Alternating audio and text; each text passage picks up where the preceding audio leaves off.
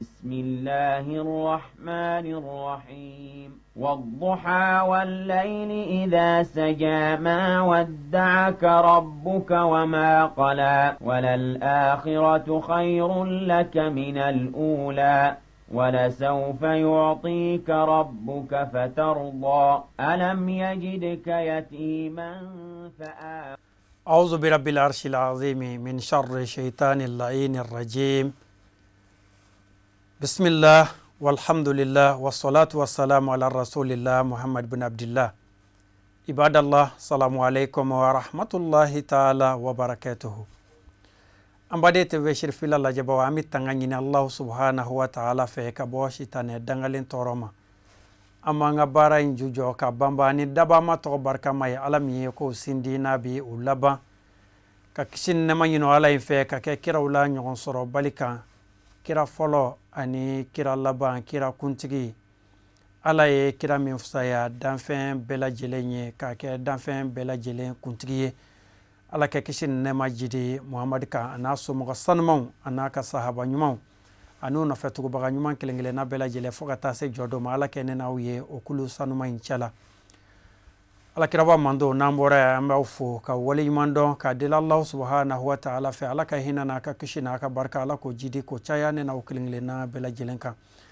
amba ira ala la donti auna foni allah ta'ala ira an la doniya doni mina ala kan la doniya fe na mimba an nafa jiana ka an nafa lahara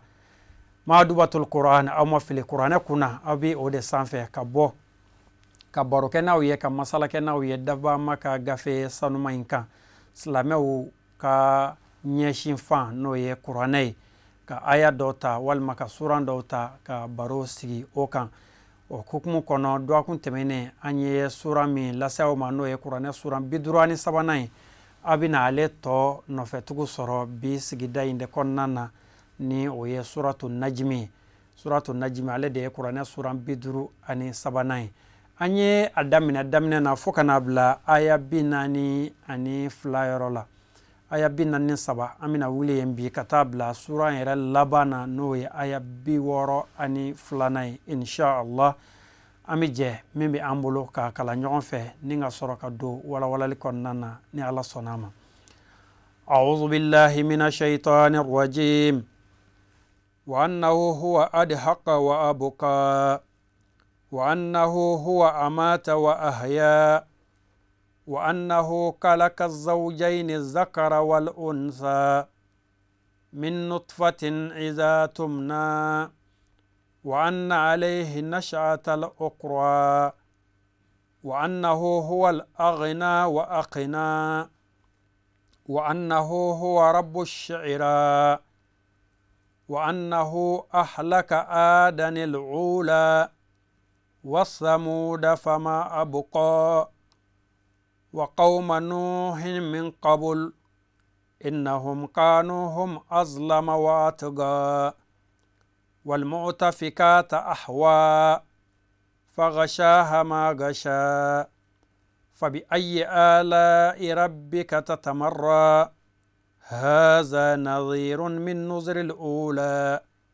أزفت اللازفة ليس لها من دون الله كاشفة أفمن هذا الحديث تعجبون وتضحكون ولا تبكون وأنتم سامدون فاسجدوا لله واعبدوا alhamdulillah sadaqallahul azim nene suratu najmi nya fo ye chugo me ka damine aya mugan sabaka tabla sura labana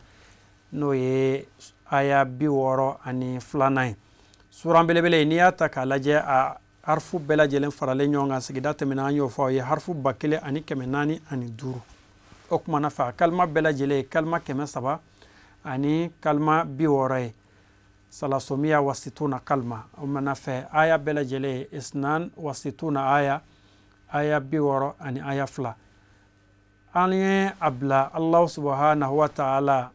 aye hera munuke adamade aye bonya munuke adamade atumala kulla kali Allah ta'ala nani kanto akam masaya anaka bonya naka kalangiya wala to adamade nya ala ko wa annahu huwa ko nawti ala don wa annahu ale masayin huwa ale tigitigi adi haqa ale de bi adamaden la nisoja wa abuka wa ale de bi adamaden la nisogoya ale de bi adamaden la kashi ninga tlaka ila yele na ye den dimi ma obi yele ale de bi tlaki famine ibi kashi na yi la nisoja ikaso ni konyoye abitlaki la kashi ikaso do kanyaji boy nyala ni bashuye walma ni sinji shudoye o kuma na fa abin nan folo di doma ko la yele abi do fantanya ko fena la kashi wa anna huwa di haka wa buka akoro wala lendo epi akoro bangine no kosebe huwa allazi kalaka alfarha wal huzna was surura wan ni'ama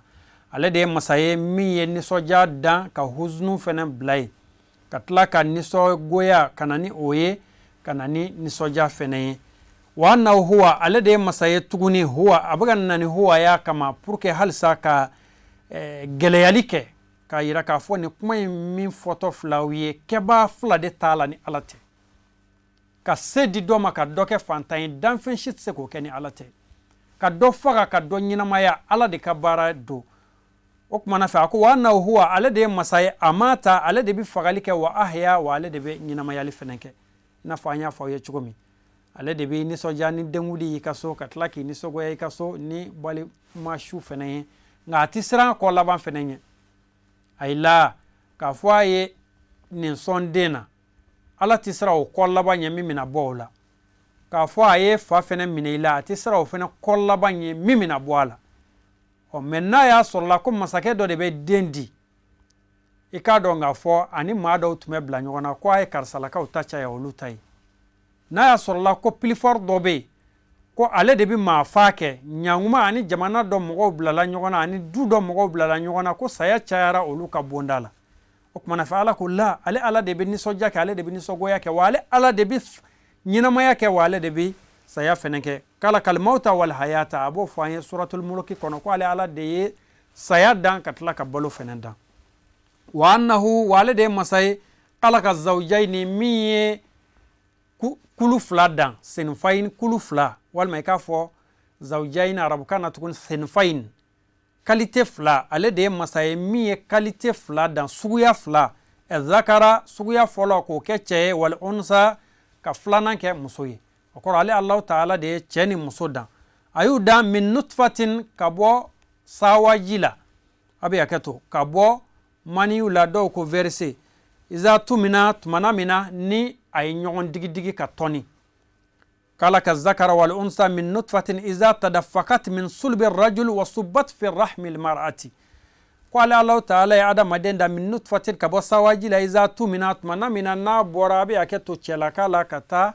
denso konnana ni oye ambala kaw ka demara yoroy fo min chuko nyuma ala ka dama wode min nutfatin iza tumina wa anna alayhi ko wa ka donga fa abe ale masakele indeka wa anna alayhi bimana wa anna alayhi jalla wa ala abe ale masakele indeka tukuni an-nash'at al-ukhra daliko kura obe ale de kan tukuni afora we ka bina wulili min kala harade ay chado ta american kan o te français o kan o te pilfor foi ka o ti ka fama o kan fama mi nati ka bo fusala kana niye jiya kona ya ko lahara wuli mi miga fo ni biga sosode masa mi nati jiya kona ya wa na ale na shata lokara lahara wuli li ale de bino ketukuni o kuma na fa ko imanga sosol kola ni inna na ya itina chuko doya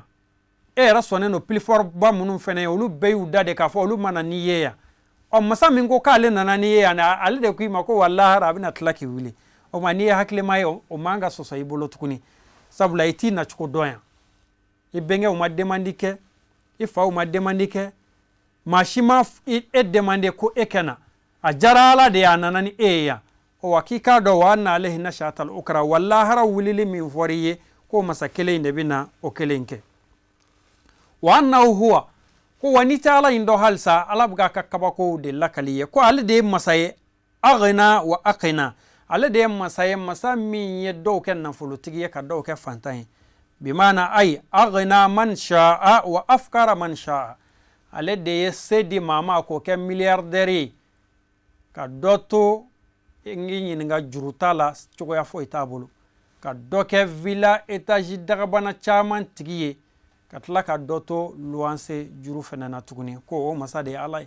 wa annahu huwa aghna wa akhna, ale de masay ay dow famaya ka sedi uluma ka dow fantanya ka se boshi ulula. wa annahu huwa ko wanita ale masay do hal sa ale de alay rabbu shi'ra mi shi'ra masa shi'ra ka ala de ale alanyi shi'ra e boli bado de mi kafir kabila bado tumi arabu fe ulu bo de batu do ko la ko shi'ra ko dolo do de do sanfe o kuma fe arabu kabila do tumi ulu tumi o dolo inde batu o kuma fe kala ko au munu mala ka shi'ra batu aka do nga fo shi'ra mai ala inde o kuma fe nimma be shi'ra la ka ba shi'ra era to idura ka ale mai batu o ko ale mai ne bin nafake wale de bisaka mo bali fene ka bo nafa fene ma fo mun chuko ma Allah ta'ala ka dama tafsir tigo de fo ko shi'ra huwa rabbul kawakib ko ikado Allah ta'ala de ye dolo mai kawakibul munde dolo mi nabi yelendi musamma bi shi'ra ko o de ye shi'ra e dolo do de do abi lumière di abi yelendi ko de bi wele ko shi'ra ina fanya fo awye chuko mi fam chuko mi Allah subhanahu wa ta'ala ko diama. Abu Saudi kote ko huwa rabbu ma'budihim wa kanat Quza'a ta'buduha wala yaye ko Quza'a o ye arabu kabila do de ulde tunkera ube shi'ira imbatu fam chuko mi Allah ta'ala ka dama o kuma na fe Quza'a u chela u ka chebba do de tumbe nabi wele ka Abu Kabsha ko ale de shi'ira batuli damin o kuma na fe kabila mo to betkura ko ubto ka batu wa annahu ikadom masa Allah ta'ala de masay ahlaka adan munu ye adaka u halaki al'ula ulu munu temena kaba adaka koronunu ahlaka qauma adil qudama alladhina bu'isa lahumun nabiyullahi al-hud hudu ko ye alaka kira bado hudu cira jamakulu munu ma ulde wele ko ada kaw okuma na fe ko ala de masaye mi ulu halaki komi abe ba kalama ka fo ada kaw halakira arabu ko nauti ada kaw halaki baga done ko ode muhammadu mai wasamuda masado mi samuda kaw halaki fama abka amato tu la fi samuda kaw kam mo halaki to afa amakelento wasamuda fama abka as ale de samuda kaw fena halaki fama abka amato to keda wasamuda damarahum falam yabqa minhum ahdun ale de samuda kaw halaki kelemato ulafiu samuda kaw de soluhu kam mo wa qauma nuhin ala de masaye mi nuhun ga mo halaki min qabuli ka ko nunun bela jelenye okoro nuhun ga mo halakira ka ko soluhu ka mo nye halakira fena ka ko hudu ka mo nye wa qauma nuhin ala de masaye mi nuhun fena ga mo halaki min qabuli ka ko nunu kelengele na bela jelenye innahum nunu munun ko fole flaye kanu nunun tunkera hum azlam nunu ne ka toyonin tunga bo maganga ukatema uka nunu ne ka toyoni tunga bo maliyan ka tema o kan jema nunu ne ka toyoni tunga bo ka tema o kelengel na bela jelenka wa atga wa jamane yani kafale yani ya dale ya ko nunu ta tunga juga o tai ala balaka kuma magan kafiru fe ko na sallallahu awga o yere fla ko fanga bawla ko sebe awye ko setume nunu ye ka tema o kan wi toyoni min ka o tse ka nyogon ke wi jamani kafa min ga o tse ka nyogon ke nga ala ma to lula yo lu baliye kabo yo koroni ala ko aba ko flaula e ko flati aw soroy kuma ere koroye nindi katada bala kalanye ko nunga mogo ko nuye sambi san keme konontoni biduru de balo san biduru de nuhu shijian san bakelena ayo de balo aka mogo chala bugu wele kana alama nunga mogo do biban olu satobu denta utigema ubina nuhu yira la ka nyame ni nuhu na kone faye ntigeta kana ni chekoroba yira na yana ke fatu kon kana twala nkana ka kuma kan labatu kon de o ya soro ne be ka shi hakela wan venen fle saya seto fle man venen men nuhu ngele yira ila ina fo mfa ya yira na chugomi ifenen ke son kata lahara ikana nuhu ka kuma kan labatu fiu nya don folo horon shuka kuma tunga bolu bolo tumado kateme hali nyina ma do kan parce que non nyina ma laydu di tumado ni nyina ma bisaka sigika kuma ko laydu dilancho nyini meni shu no tuye testament ku ye ka ladilu ku ye ki janto ni nande utumita lahara okoti ele makun okuma na fe nunga mogo tumende ke ni min bɛna fatu o b'a den minɛ ka na k'a fɔ ko Nuhu filɛ ko kana tugu ala dɛ ko sabu n fa y'a yira n na yanni n ka sa parce que ala ye si di Nuhu ma san 950 o tuma na fɛ e bi i ka ɲɛnamaya ka a ɲina ka sa e den fɛnɛ bɛna o b'a ka ɲɛnamaya k'a ɲina o fɛnɛ bɛ sa o fɛnɛ denw bɛna olu ni Nuhu b'a ta daba kelen na ala ye nin kɛ nabila Nuhu ye alayhi salam ala ka kisi bɛ a kan o tuma na fɛ kafiri bɛ lamɔ ni kafiriya ni ye a ni bɛ fiyɛ la a ti kɔfilɛ Nuhu na fiyewu o tuma na fɛ olu tɛmɛna y'a dɔn Abu Jahal n'a ka mɔgɔw kɔni ka dɔgɔ o kɔrɔ anw ka kafiriw an ka bolisɔnna ni ninnu ka dɔgɔ Nuhu ka mɔgɔw kɔni kɔrɔ o tuma na fɛ Alahu Taala y'o de fɔ an ye yan wal mu'tafikatu ko wa o dama tɛ dɛ ko ziminitu mɔgɔw fɛnɛ tɛmɛna mu'tafikatu o ye an ka tafsirikɛla cɛkɔrɔbaw b'a kɔrɔ fɔ cogoya min na nka mu'tafikatu de ye Lutu ka dugumisɛnnin dɔ tun bɛ Lutu ka dugu kɛrɛfɛ u ko k'o de bɛ wele ko mu'tafikatu mɔgɔw Lutu de kuman'u fɛ ka alako ɲɛf'u ye ka diinɛ ɲɛfɔw ye ko wal mu'tafikatu k'a ni Lutu ka mɔgɔw ahwa Alahu Taala ye olu fɛnɛ bin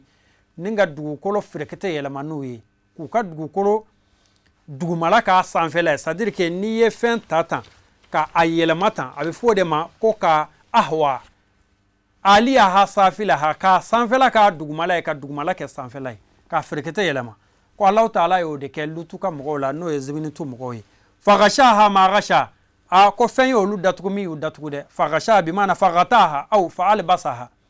fɛn ye olu couvrir k'u datugu ɲangata na ma ghasha fɛn min n'a balawu a kɛra fan bɛɛ labɔ ye maa kelen ma to u la fiyewu ko min ma ta sɔrɔ a la faamu cogo min Allahu subhanahu wa ta'ala kɛ o di an ma fa bi ayi ala ya rabbika ko Mamadu i ma ka nɛɛma kelen jumɛn de bɛ yen tatamarra ni kafiri ninnu b'a la ka siga o la dɛ fa bi ayi ni'amillahi dala ala wahdaniyati wa qudratihi nɛɛma kelen jumɛn bɛ yen min bɛ ala ka keleya sabati ka ala ka se sabati ka ala ka bonya sabati tatashakkak ayyuhal insan wa takzib adamadenniw ne b'a la ka siga o de la k'i b'o galontigiya fa bi ayi ala ya rabbik i ma ka nɛɛma kelen jumɛn don tatamarra bi maana tatashakkak n'i bɛ siga o la haza nazirun Muhammadu min kɔni nalen filɛ nin ye ala ko haza nazirun ni Muhammadu min filɛ nin ye bagabagalikɛla don min nuzuril ula i n'a fɔ kira tɛmɛnenw ye bagabagali kɛ ka tɛmɛ kɔn ɲɛ cogo min na bimaana haza huwa Muhammad rasulullah munzirun ka sa'iru rusul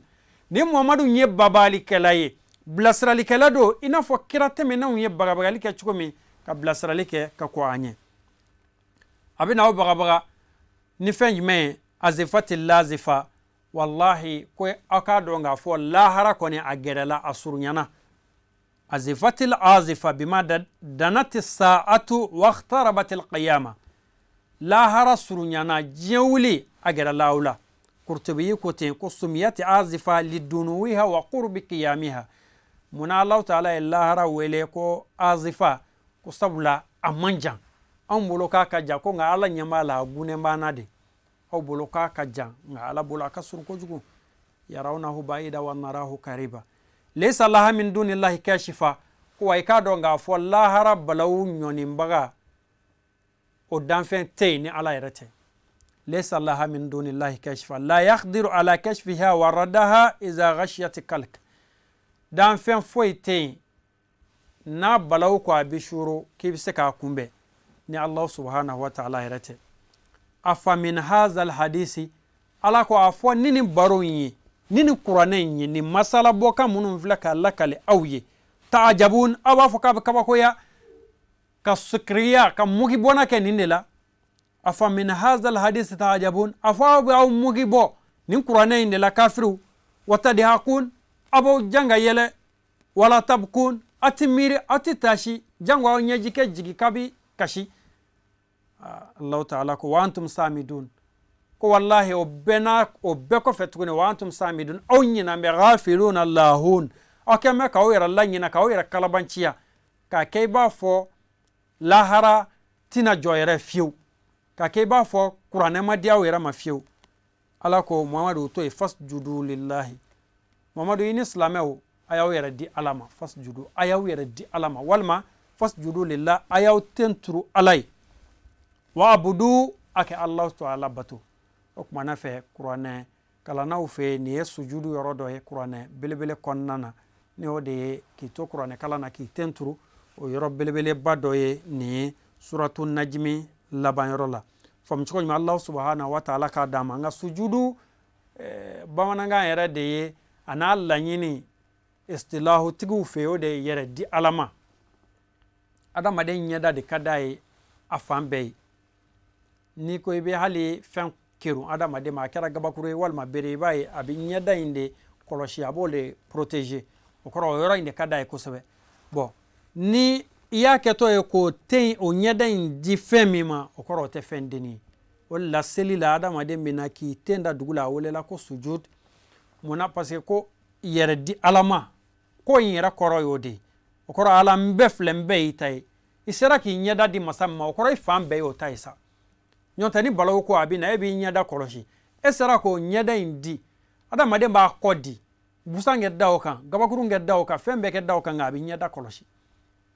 parce que a b'a dɔn n'o fiɲɛ ye o sɔrɔ dɔrɔn o man d'a ye kuma caman o kumana fɛ i b'o min kɔlɔsi n'i y'o terikelen ye bɔgɔ la k'o di Ala ma o kɔrɔ n'o laɲini de ye ko i yɛrɛ bɛɛ y'o fɛn ta ye sujudu yɛrɛ kɔrɔ filɛ a bonya yɔrɔ filɛ o kɔrɔ a tenturu in kɔrɔ de ye ko Ala ne filɛ n bɛɛ y'i ta ye n fan bɛɛ y'i ta ye o ma Ala ko fasjudu lillah a y'aw yɛrɛ di Ala ma aw bɛɛ wa'budu a ka tila ka Allah subhanahu wa ta'ala bato Ubay ibn Ka'bi b'a la kale ko Ala kira ko kisi ni nɛɛma bɛ a ye kala Rasulullah sallallahu alaihi wasallam man qara'a surata an-najmi u'tiya min al-ajri ashru hasanatin bi adadi man sadaka bi Muhammadin wa man jahada bihi a ko ni maa min ye suratu najmi kalan k'a dafa siɲɛ kelen k'i k'a dɔn k'a fɔ adamaden hakɛ min dara Muhammad la Ala kira Muhammad la sallallahu alaihi wasallam ko Ala b'olu ka baraji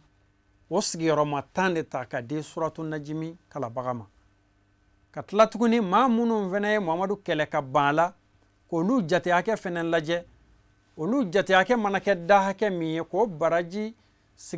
o sigiyɔrɔma 10 k'o fana ta ka di i ma o kɔrɔ suratu najmi kalani baraji caman bɛ a la min n'a dublelen don Ala kira ka kuma la a ka sahaba de b'a la k'a lakali n'o ye Ubay ibn Ka'bi ye